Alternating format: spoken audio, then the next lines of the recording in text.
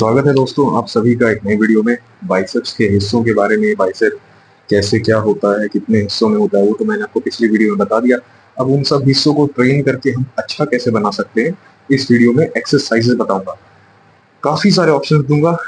सारे ऑप्शंस इसीलिए दूंगा क्योंकि किसी एक एक्सरसाइज पे कभी भी रिलायबल नहीं होना चाहिए, और कोई एक एक्सरसाइज वैसी उस तरह की है भी नहीं कि सिर्फ एक ये बेस्ट है। बेस्ट वेस्ट कुछ नहीं होता है। आप पे डिपेंड करता है किस तरह से आप करते हैं, और आपकी बनावट, आपका स्ट्रक्चर शरीर का कैसा है, आपको कौन सी सूट ज्यादा करती है, कौन सा आप अडेप्ट अच्छे से कर पाते हैं, कौन सा आपको रिजल्ट अच्छे से देती है। सबके लिए अलग अलग हो सकते हैं, किसी का एक किसी का दूसरा, तो ऐसा जरूरी नहीं। और दूसरा, जो जिम नहीं जा सकते उसके लिए भी मैं, अगर इक्विपमेंट नहीं है तो ब्रिक्स ब्रिक्स भी है मेरे पास। तो ब्रिक्स से कैसे एक्सरसाइज करनी है, तो जैसे कि आप देख सकते हैं मेरे पास जिम तो है नहीं, मैं घर पे कर रहा हूँ।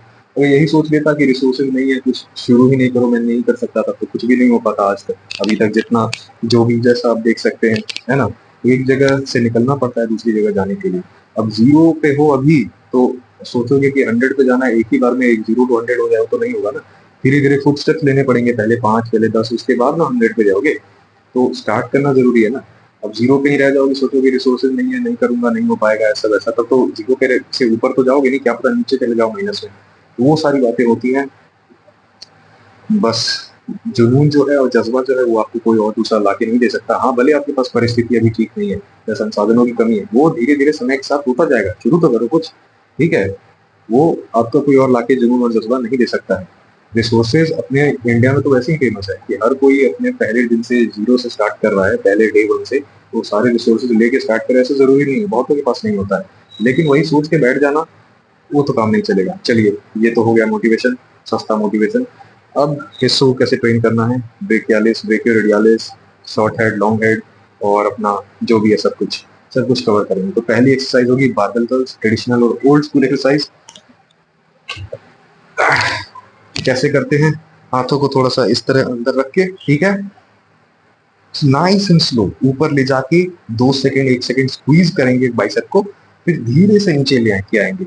बहुत लोग ऐसे झुलाते हैं उसको, वेट को स्विंग करते हैं, वो नहीं, वो बिल्कुल गलत चीज है। आप एल्बो को और शोल्डर को एंगेज करके उन्हें इंजर भी कर सकते हैं, ठीक है, तो वो नहीं करना।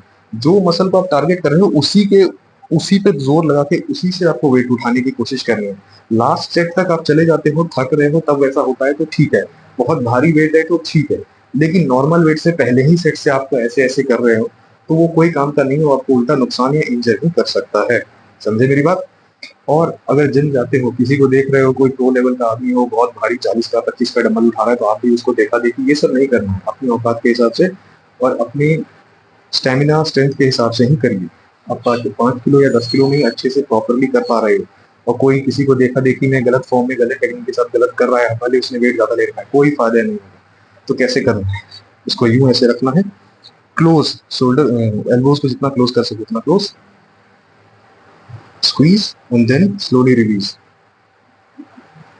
Up, squeeze and then slowly release. Nice and slow movement, nice and slow, slow and steady.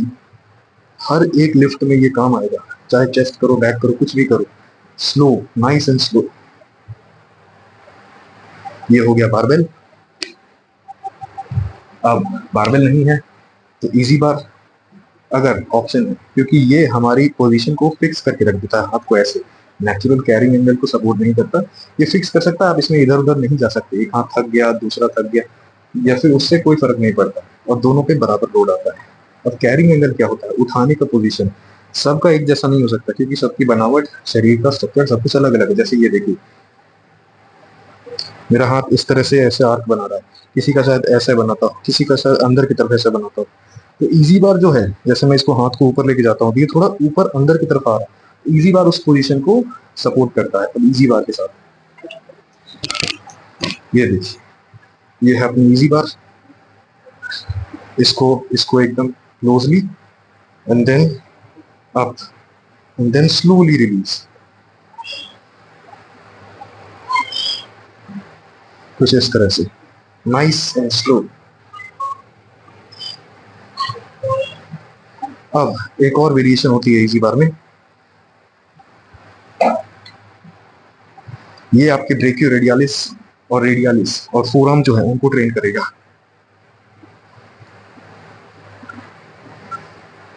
और एक नैरो क्लोज ग्रिप स्टांस, इस तरह से।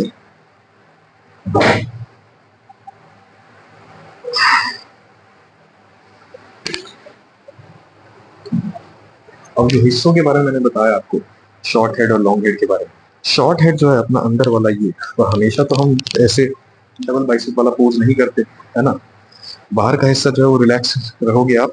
लॉन्ग हेड जो है वो ऐसे भी दिखेगा। तो बहुत लोगों का शॉर्ट हेड अच्छा रहता है, लॉन्ग हेड अच्छा नहीं रह पाता है। तो उसके लिए क्या करना है, उसके लिए मेरे पास और वेरिएशन है। कोई भी बाइसेप की एक्सरसाइज में शॉर्ट हेड तो ट्रेन होगा ही, लॉन्ग हेड किसी किसी का कम रह जाता है, तो उसको अलग से फोकस करने के लिए उसकी जरूरत होती है। देखिए, दोनों हिस्सों में से किसी को एक साथ एक बार में, किसी हिस्से को आप ऐसा नहीं कर सकते कि इसको एकदम ही बंद कर दो, इसी पे फोकस करो। दोनों साथ में ट्रेन होंगे। कम ज्यादा फ्रीक्वेंसी हो सकती है कि ये किसी में कम इन्वॉल्व होगा, वो ज्यादा। ऐसा नहीं हो सकता कि ये बिल्कुल ही जीरो हो जाएगा, वो बिल्कुल बहुत ज्यादा फोकस में रहेगा। तो जो लोग ये बताते हैं ना, ये लॉन्ग की एक्सरसाइज अलग से है, ये शॉर्ट की एक्सरसाइज अलग से है, वैसा कुछ भी नहीं होता है। डोमिनेंस ज्यादा हो सकता है, कम ज्यादा, लेकिन ये नहीं कि ये बिल्कुल उसी का है, ये बिल्कुल उसी का है। ट्रेन हर एक्सरसाइज में दोनों ही होंगे। कम ज्यादा हो सकता है, समझ रहे हैं ना आप? ये ज्यादा इन्वॉल्व है, ये इस पे ज्यादा लोड आ रहा है। ऐसा नहीं कि ये बिल्कुल बंद हो गया है और ये काम कर रहा है। अब डंबल्स के साथ, क्योंकि इजी बार और बारबेल में शायद किसी किसी को एल्बो में या फिर रिस्ट में प्रॉब्लम आए, तो डंबल पे स्विच करते हैं। और दूसरा, ये इम्बैलेंसेस को क्लियर करने के लिए भी बहुत बढ़िया है। इसमें आपके दोनों हाथ के पोजिशनिंग अलग अलग है, आप स्टेबिलिटी अपने हिसाब से एडजस्ट कर सकते हैं, वो फिक्स रहता है। Alternating curls.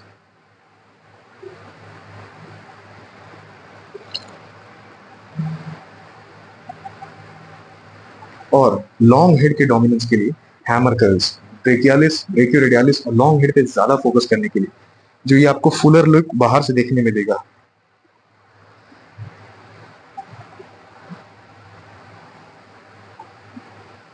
इन्हीं दोनों का एक और वेरिएशन है, अगर खड़े खड़े नहीं कर सकते, खड़े होने में दिक्कत हो रही है, तो सीटेड।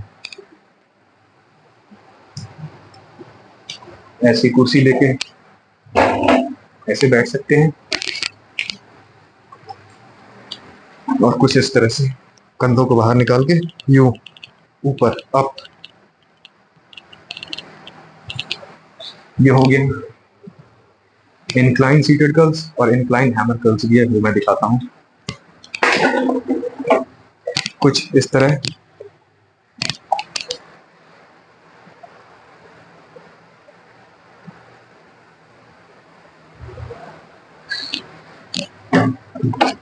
जो वेरिएशन आपको सूटेबल लगे वो करिएगा।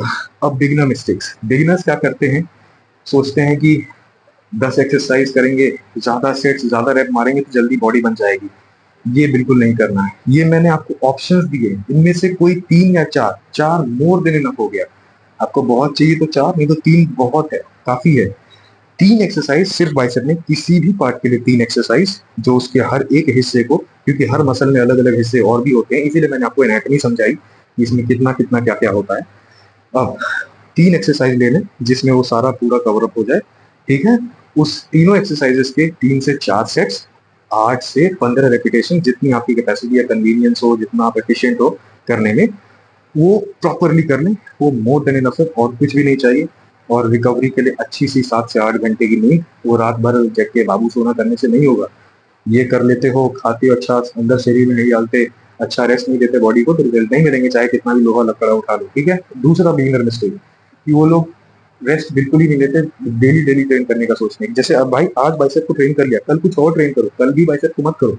एटलीस्ट 48 घंटे से पहले इसको ट्रेन मत करो, क्योंकि मसल जो डैमेज हुआ है वो रिपेयर भी होगा। इसलिए मैंने एनाटॉमी बना के समझाया था। अब ये सब मैंने आपको अलग अलग वेरिएशंस बता दिए, इसमें से आप कोई 3 एक्सरसाइजेस पिक कर लेना करने के लिए। उसके 3 से 4 सेट्स और उसके रेपिटेशंस आप ले सकते हो 8 से लेकर 15 के बीच में, कुछ भी जो आपको लगे अच्छा, ठीक है। सुपर हैवी नहीं जाना है, बिगिनर हो तो लाइट वेट से करें, ठीक है। जैसे जैसे धीरे धीरे टाइम टू टाइम स्ट्रेंथ बढ़ती है, तब वेट इंक्रीज करें, समझ गए। अब इम्बैलेंसेस की बात करते हैं। इम्बैलेंसेस की, किसी किसी का इम्बैलेंसेस होता है दोस्तों कैसे, कि सब हम लोग दुनिया भर में हम लोग क्या होते हैं, हम लोग एक हिस्सा हम लोग का ज्यादा डोमिनेंट होता है, एक लेस डोमिनेंट। जैसे राइटी लेफ्टी होता है ना, कोई राइटी होता है, कोई राइट हैंड से, राइट साइड से ज्यादा स्ट्रॉन्ग या ज्यादा काम करता है, कोई लेफ्ट से करता है तो वो दूसरा जो साइड है वो लेस डोमिनेंट हो जाता है, और लेस एज कम्पेयर टू उस ज्यादा डोमिनेंट साइड से वो कमजोर, थोड़ा सा वीक रहता है। उसमें ग्रिप की स्ट्रेंथ और नॉर्मल जो उसका एबिलिटीज होती है, कैपेबिलिटी, वो दूसरे के मुकाबले कम होती है। वो एक तरह से सपोर्टर का काम कर जाता है। जैसे मैं राइटिंग, लिखना पढ़ना हो गया, या फिर ऐसे कोई अगर कुछ बोलेगा, कोई काम करे, तो ये वाला जो हिस्सा है, ये जो हाथ है, बाय डिफॉल्ट आगे बढ़ेगा कुछ भी करने में, और ये जो लेफ्ट है ये सपोर्टर की तरह काम करेगा। इसको ज्यादा मैं यूज नहीं करता, ये हम लोग का डोमिनेंस के कारण होता है। तो उससे क्या होता है, इम्बैलेंस क्रिएट हो जाता है दोनों में। ये अच्छे से ट्रेन हो रहा है, इसके वैसे ही स्ट्रेंथ और ग्रिप ज्यादा है, तो ये अच्छा बन रहा है, ये बेचारा कम बन रहा है। तो जो लेस डोमिनेंट है वो उस बच्चे की तरह होता है जो डल रह जाता है, जिसको अलग से थोड़ा सा समझाने पढ़ाने की जरूरत होती है क्लास में, जो बेचारा डल रह के कमजोरी रह जाता है। तो ये होता है टॉपर बच्चा, जिसको ज्यादा कुछ नहीं भी करो तो भी अपने आप ही सक्षम है, केपेबल है। तो उस कमजोर बच्चे के लिए तो अलग से ध्यान देना पड़ेगा ना। तो इसमें करना क्या है, इम्बैलेंस अगर क्रिएट हो जाए तो ज्यादा कुछ नहीं करना है। रूटीन और शेड्यूल आपका ही एक्सरसाइजेज ही होगी, कोई अलग से एक्सरसाइज नहीं है बस इसमें। इसीलिए मैंने डंबल बताया, क्योंकि डंबल आइसोलेशन और यूनिलैटरल मूवमेंट है। आइसोलेशन मतलब अलग से, वो आपका बारबेल के साथ नहीं हो सकता, क्योंकि बारबेल आपको दोनों में बराबर ही करेगा। अब जो पहले से ट्रेंड है वो तो ट्रेन हो ही रहा है, जो कमजोर जिस पर अलग से काम करने की जरूरत थी उसको आपने ठीक से किया नहीं, उसको सीधा आपने भगा रहे हो, तो उसको अच्छे से नहीं हो पाएगा। तो डंबल से इससे थोड़े सा ज्यादा रेप्स और थोड़ा एक आध सेट ज्यादा मार लेते, जैसे इससे 4 मार रहे हो तो इससे शायद 5 मार लो, या फिर अगर सेट ज्यादा नहीं मारने हैं तो रेप्स जैसे इससे 10 मार रहे हो तो इससे 12 या 15 मार लो। इससे आपका इम्बैलेंस ठीक हो जाएगा। जैसे आपने नॉर्मली, बहुत नॉर्मल और कॉमन चीज है ये, कोई बीमारी या फिर कुछ वैसा उल्टा सीधा नहीं होता है, बहुत नॉर्मल है। आपने बहुतों को देखा होगा, बाइसेप्स छोटा बड़ा, चेस्ट छोटी बड़ी, शोल्डर, ये होता है। उसका अलग से काम करेंगे ठीक हो जाएगा। बिगनर मिस्टेक कि 10 एक्सरसाइज, ज्यादा सेट, ज्यादा रेपिटेशन, 8-8, 2-2, 10-10 सेट कर रहे हैं, या फिर बहुत 30-30, 25-25 रेपिटेशन कर रहे हैं। अरे रिकवरी दो ना, रिकवरी और डाइट तो ऑन पॉइंट है नहीं, बस इतना इतना रेप मार के, सेट मार के तो कुछ नहीं होता। तो ये बिगनर मिस्टेक, बैलेंसेस कैसे ठीक हो सकते हैं वो मैंने बाकी सब आपको बता दिया। और पीक के लिए, पीक जो हम लोग ऐसे स्क्वीज करते हैं, उसके लिए एक और एक्सरसाइज, कंसंट्रेशन कर्ल्स, वो कैसे करते हैं। कुछ ऐसे बैठ जाना है, ऐसे लेना है डंबल, और जो एल्बो है, एल्बो को टक इन करना है सपोर्ट के लिए कहीं पर, ऐसे टिका ले। और ये आपका जो पीक जो बनता है, हम लोग जो हाथ को स्क्वीज करते हैं पोज करने के लिए, ये पूरा पीक पे आपका लोड आएगा। ये देख रहे हैं पीक बॉल की तरफ, ये लोड पूरा उस पे आएगा।